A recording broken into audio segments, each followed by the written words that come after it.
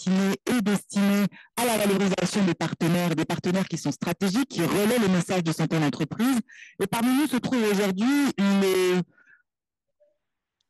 le porte-parole du groupe du patronat francophone français, Stéphane Tiki, que je vais vous demander d'applaudir et lui laisser son temps d'intervention. Merci à vous. Quand même. Pourquoi la télémédecine, je reprends, parce que, vous savez, on a beaucoup de déserts médicaux, il y a beaucoup de gens qui sont particulièrement dans la ruralité, qui sont à des milliers de kilomètres de l'hôpital. Imaginez celui ou celle qui tombe malade dans un village, qui doit trouver le transport, le car pour aller en ville. D'abord, il faut le pourcentage de chances que le car soit là. Ensuite, il faut que le car parte à l'heure. Ensuite, il faut que le car arrive à l'hôpital et que vous puissiez être soigné à l'hôpital, le tout dans une situation dans laquelle vous êtes dans une détresse parce que vous êtes malade. Donc, de ce fait-là, on est en train de mettre en place à Libreville, à Yaoundé, on va pour Kinshasa. Ah, Faiza me dit que la lumière, c'est bien Faiza. Non, pourquoi je vous dis ça? Parce que ça me permet d'abord d'avoir deux avis. On vit aussi très mal quelque chose, pardon Eric, je suis là pour dire la vérité, mais les gens qui ont de l'argent sur le continent africain, très souvent, à 90%, ils quittent la soigner à l'extérieur. C'est un très mauvais signal pour la population, c'est un très mauvais signal pour les médecins locaux qui considèrent donc du coup qu'ils ne sont pas assez bons pour soigner ces gens-là. Donc de ce fait-là, on a une plateforme qui nous permet de faire la télémédecine, qui fait que peu importe où vous êtes, dans une ville, dans un village, dans un quartier, à l'extrémité, vous pouvez vous connecter, rencontrer, échanger avec vos médecins. Vous pouvez d'ailleurs étudier ce que vous avez comme diagnostic avec un médecin qui peut se trouver en France, mais aussi avec un médecin local, puisque la plateforme rassemble les médecins locaux et sur nous. Ça vous permet d'avoir aussi plusieurs avis pour avoir le choix de ce que vous allez faire après. Donc, ce sont des initiatives comme ça que nous portons sur la santé, qui est vraiment un élément essentiel pour moi, une population qui n'arrive pas à se soigner, où les gens sont obligés de partir à l'extérieur. C'est un très mauvais signal. La santé, c'est la clé, c'est essentiel. Et le groupement du patronat est très fier de ce partenariat qu'on porte avec Eric Maville. Et nous allons aller sur le continent, aussi en Afrique du Nord. Nous irons au Maroc, Tunisie. Et nous irons aussi en Afrique anglophone, nous irons du Kenya, Djibouti, tous ces pays qui sont de la santé. Et je pense que l'Afrique est un continent qui mérite d'être à la hauteur de ce qu'il mérite. Mais tant qu'il n'aura pas compris que les solutions qui viennent de l'Afrique, donc c'est à nous de porter ça ensemble, pas les uns ou les autres, les uns avec les autres. Eric, bravo pour tout ce que tu fais et très cher d'être à tes côtés. 5 minutes. 5 minutes chrono. Merci beaucoup Stéphane Tiki, porte-parole. J'appelle alors monsieur Eric Maville. Eric Camille. J'avais dit que je ne parlerai pas beaucoup, mais merci Stéphane. Tu es celui qui porte un message aussi sur comment créer des ponts. Tu es très engagé sur ce sujet, en créer des ponts entre l'Afrique et l'Europe. Les acteurs de la diaspora, parmi eux, il y a beaucoup aussi d'entrepreneurs engagés. Et je veux aussi te remercier et te féliciter pour ton engagement. Tu fais déjà un travail extraordinaire. Donc, entre tout ce que vous faites, les chefs de projet, Adama, tous ceux qui sont passés ce matin, je pense que je peux maintenant partir me reposer au pied de mon mandier. Comme on dit, on va continuer et puis surtout à très vite. Merci d'être venu. Et puis, on va continuer à voir d'autres personnes engagées parce que, encore une fois, le forum des partenaires, c'est le temps des partenaires, des acteurs de terrain, de nos chefs de projet. Et je suis, quand je les écoute, vraiment impressionné par maintenant l'appropriation qu'ils ont de leur projet, des solutions, comment ils sont en capacité de les adapter à leur pays, à leurs problématiques. Et c'est l'ADN de santé en entreprise en réalité, parce que j'aime bien, voilà, on dit Eric Maville, on l'applaudit, mais c'est derrière, à côté, quelquefois devant, il y a des gens qui travaillent et rien de ça n'est possible si on n'est pas une équipe, si on n'est pas un réseau. Donc, je veux aussi que vous applaudissiez d'abord le réseau et tous ces acteurs. Donc, si vous voulez bien les applaudir, ça nous permet. Et il y avait quelqu'un qui a parlé trop peu encore, je trouve, ce matin, qui est Amina Abouradil. Donc, vous avez vu qu'elle a présenté la plateforme. Donc, cette plateforme aussi, pour nous, aujourd'hui, est un levier extraordinaire pour pouvoir aussi engager. On a parlé de leadership. On ne transforme rien sans leadership.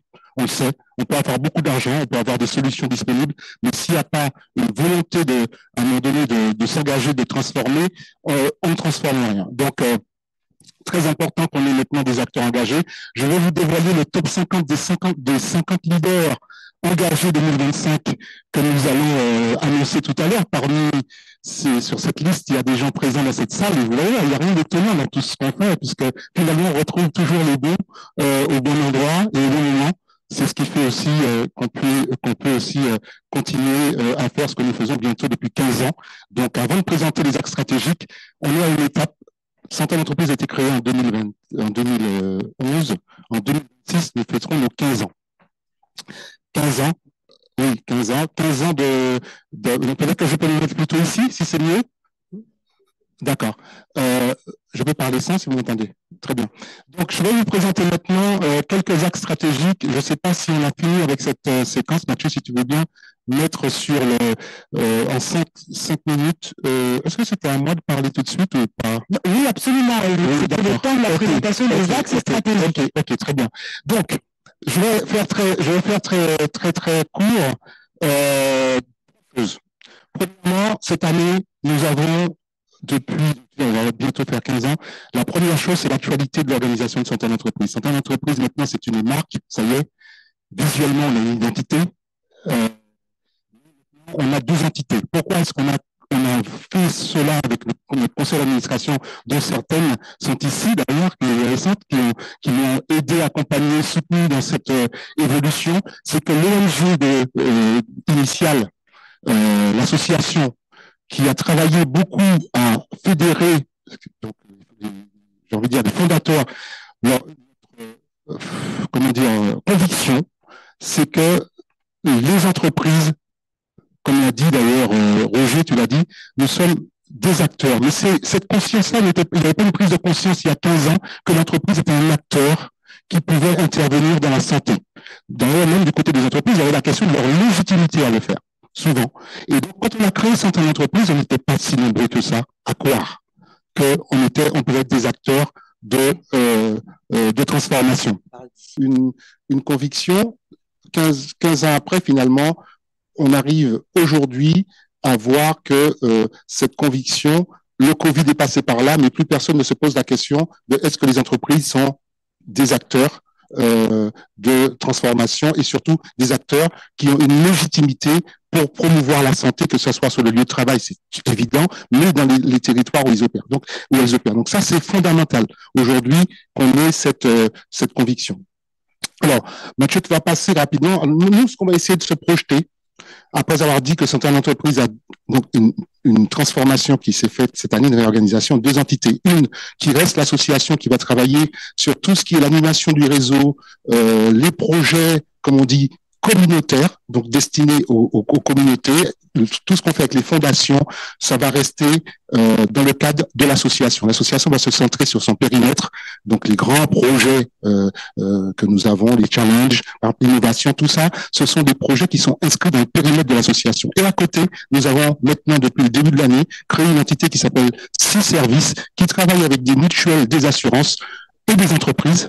Pourquoi? Parce que nous pensons que, enfin lié avec GGA, que les assurances, ces acteurs-là, ont un rôle à jouer dans le financement de la prévention, ce qui n'était pas leur modèle économique jusqu'à présent. Et donc, elles peuvent maintenant dire, on a intérêt à investir dans la prévention de la santé, à éviter que des personnes développent des complications. Donc, ça va coûter, comme dit Roger, peut-être $60 à l'année versus qu'est-ce que ça coûte une amputation, qu'est-ce que ça coûte un AVC, qu'est-ce que ça coûte une maladie rénale chronique qu'il faut prendre en charge parce que tout ça, ce sont des complications liées au diabète. Donc, quand on a dit ça, vous avez compris que certaines entreprises on a transformé l'organisation. On a maintenant une marque, deux entités, un périmètre avec des chefs de projet qui portent dans leur pays leur projet, qui gèrent la marque, on a décentralisé, donc il n'y a pas un centre de décision à Paris des gens sur le terrain qui exécutent ce qu'on dit. Il y a des gens sur le terrain qui nous font remonter des problématiques, des priorités et on co-construit ensemble des solutions. Donc ça, c'est très important dans l'approche que nous avons de comprendre comment nous travaillons. Avec ça, comme ADN qu'on garde, c'est comment on se projette maintenant à partir de maintenant sur 5 ans, sur les 5 ans qui viennent. Je vous rappelle que 2030, c'est aussi un rendez-vous au niveau de la communauté internationale pour les ODD, pour voir où est-ce qu'on en est. Vous savez, je ne vous apprends rien qu'on est encore très loin sur certains, et notamment sur la santé. Mais bon, comme on est toujours porté par notre volonté, notre énergie, etc., et puis la force d'un réseau qui grandit, à fin 2030, voilà les 6 objectifs qu'on se donne. Et je peux vous assurer qu'ils sont ambitieux, mais pas irréalisables. Parce que si on nous avait dit il y a 15 ans qu'on serait aujourd'hui là où on est, on n'a pas fini, hein, mais qu'on y serait arrivé là, je pense que personne n'aurait parié dessus.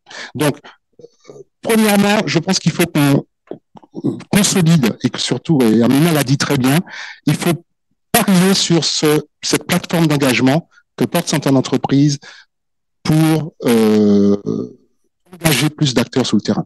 Tout ce que les Souleymane Soro, des gens comme Stéphane Eolier, patron de CIMAT DHL Côte d'Ivoire, font en Côte d'Ivoire à leur niveau, l'exemple qu'ils donnent pour aussi embarquer d'autres chefs d'entreprise, l'exemple d'Amina, qui est une personnalité, une figure aujourd'hui, et on en a plein d'autres que vous allez voir, qui portent cela à leur niveau, qui s'engagent et qui amènent des preuves d'action. C'est pas tout de dire je m'engage, je viens, je fais un discours dans un petit déjeuner de chef d'entreprise, je dis quelques mots qui font plaisir et puis je repars. Ces personnes font la preuve de ce qu'elles racontent. Et c'est aussi la crédibilité de ce réseau-là qu'il nous faut renforcer. Donc, notre objectif, c'est de créer un réseau de 50 ambassadeurs donc, qui rejoignent la plateforme d'engagement dans 25 pays et territoires d'ici à 2030. Ce sera mesurable et j'aimerais qu'en 2030, vous me disiez, écoute Eric, est-ce que tu nous avais raconté des bêtises ou pas On remet 750 entreprises, donc ça c'est... Le travail se fait sur le terrain, donc on va à partir de 12 entités, des équipes qu'il y a dans les pays, puisqu'il y a une présence, ça ne suppose pas que nous, depuis Paris, on fasse à chaque fois des missions pour faire ça. Il y a des gens sur le terrain pour faire ces actions. Voilà, 750 entreprises enrôlées. Je rappelle aussi, deuxième élément, certaines entreprises signataires, donc on est membre maintenant du Pacte mondial des Nations Unies, du UN Global Compact, depuis le mois de mars cette année, ce qui est aussi une étape de notre développement et qui nous oblige, puisqu'on doit maintenant faire un reporting sur comment est-ce que les entreprises, les partenaires avec lesquels on travaille, contribuent à l'atteinte de certains ODD, dont celui sur la santé. L'ODD, l'accès au bien-être et à la santé pour tous. Former, c'est la clé, on le sait. J'ai dit qu'il faut du leadership, mais la volonté ne suffit pas. Il faut aussi que les gens dans les pays et dans les entreprises puissent disposer des outils, de l'accompagnement, de l'expertise pour monter et déployer des projets de promotion de la santé. Donc, cette plateforme avec C-Training qu'Adama a si bien présenté permettra de le faire. Donc, nous avons là des solutions qui sont disponibles. On ne parle pas de projet, on parle déjà de solutions qui sont disponibles et déployées. Le travail qu'on fait avec Sanofi, je vais le citer parce qu'il est assez extraordinaire. On a commencé avec Sanofi déjà il y a pas mal de temps. C'était à l'époque avec la fondation Sanofi Espoir que dirigeait Valérie Faya, une des premières caravanes qu'on a déployées sur les sujets de dépistage précoce de maladies. Donc, pardon, j'ai une certaine émotion en le disant parce que c'était il y a quelques années, personne n'y croyait, en fait, d'aller au nord du Sénégal, mettre dans une région de Saint-Louis, une caravane qui va, pendant toute l'année, faire plusieurs communes avec des acteurs locaux. Parier qu'on allait le réaliser avec des acteurs 100% locaux sénégalais pour aller faire du dépistage du cancer du col de l'utérus, notamment, qui était la première caravane que nous avons portée sur ce sujet multimaladie, puisqu'il y avait aussi d'autres sujets comme l'hépatite. Depuis lors, donc il y a maintenant, tu vas en parler, chère Sylvia, sur comment est-ce qu'on peut utiliser des acteurs, des partenariats avec des acteurs comme ça pour former, renforcer des écosystèmes de santé localement, décentralisés. On en a beaucoup parlé aussi ce matin. Amina, c'est la clé de succès des caravanes en Guinée, c'est vraiment le fait que maintenant, à l'échelle nationale, il y a plusieurs centaines de professionnels qui ont été formés de santé, pas tous des spécialistes, quelquefois des généralistes, des sages-femmes, pour prendre en charge le diabète et les maladies cardiovasculaires. Donc ça, on va le continuer, on y croit. On a déjà commencé en Guinée, on va poursuivre bientôt au Tchad et dans d'autres pays sans dévoiler la liste et on va poursuivre. Mais voilà, ce qu'on peut faire de manière concrète, sensibiliser des millions de personnes. Le digital, vous l'avez vu, hein, c'est un outil extraordinaire de pouvoir impacter. Nous avons plusieurs campagnes, vous allez le voir, mais c'est surtout que maintenant on commence à construire des webcasts Nous avons une série de webcasts qui sont en fait des plateaux virtuels de télé où on peut inviter des personnes à venir témoigner, des experts sur des sujets et valoriser. Et enfin, dépister la caravane 3.0, peut-être demain 4.0, c'est une des solutions. Parce que quelquefois, il est plus simple d'envoyer des équipes mobiles sur des sites, mais l'idée, c'est d'avoir cette approche d'aller vers. L'aller vers, vous savez, cette stratégie qui consiste à aller vers les populations plutôt que d'attendre qu'elles viennent, on y croit. Et je pense que les différents dispositifs que sous lesquels télémédecine et autres nous permettent de penser que sur l'ensemble de ces 25 pays, sur ces 5 ans, on peut atteindre 2 500 000. On a besoin maintenant de partenaires qui nous disent oui, OK, vous avez fait la preuve de ce que vous racontez, vous n'avez plus besoin de nous expliquer le pourquoi du comment. Nous, ce qu'on veut, c'est des gens qui nous aident à passer à l'échelle. Donc maintenant, le message que nous allons passer aujourd'hui, c'est que nous comptons sur différents partenaires, y compris l'Union européenne qui va nous accompagner, Estelle Gillot qui nous a rejoint avec le réseau des CPC4, donc le réseau des chambres consulaires, chambres de commerce, chambres des mines, chambres d'agriculture, chambres des métiers, l'ensemble des partenaires de notre écosystème de partenaires qui nous aident à réaliser ce travail de mobilisation, de cofinancement pour financer le passage à l'échelle de ces solutions. Donc, il y a une dernière annonce, parce que je ne vais pas non plus, ça on l'a vu, hein, les 25 pays, oui, puisque je parle des 25 pays, vous allez me dire lesquels. Alors, lesquels? L'Afrique reste quand même important dans ce que nous faisons, mais pas que. Donc, je pense que maintenant, on peut s'appuyer sur ce que certaines entreprises a constitué comme aussi réseau, comme expertise pour commencer à se déployer. Nous sommes déjà présents en réalité en France et dans l'outre-mer. C'est pas très visible d'ailleurs, on va en parler cet après-midi, on va leur donner la parole. Vous entendez surtout plus certaines entreprises et les caravanes sur l'Afrique, mais nous sommes déjà présents dans des régions comme les territoires comme la Guadeloupe, Guyane, Martinique et la Réunion. Et notre ambition, c'est de constituer un réseau plus large avec la plateforme d'engagement où on va embarquer d'autres pays à la fois européens et aussi des pays, on est déjà en discussion avec le Cambodge et Laos. Je sais que la CPC4 notamment, vous avez des relais sur ces pays avec les chambres de commerce. Nous avons aujourd'hui l'ambition de développer avec le système, la plateforme d'engagement, des relais dans ces régions. Et puis aussi, on le voit dans la partie océan Indien, Comores, Mayotte, évidemment, comme on est déjà à la Réunion, la Mayotte c'est plus facile, mais Comores, l'île Maurice, Madagascar sont aujourd'hui font partie des pays sur tout ça va se faire progresser.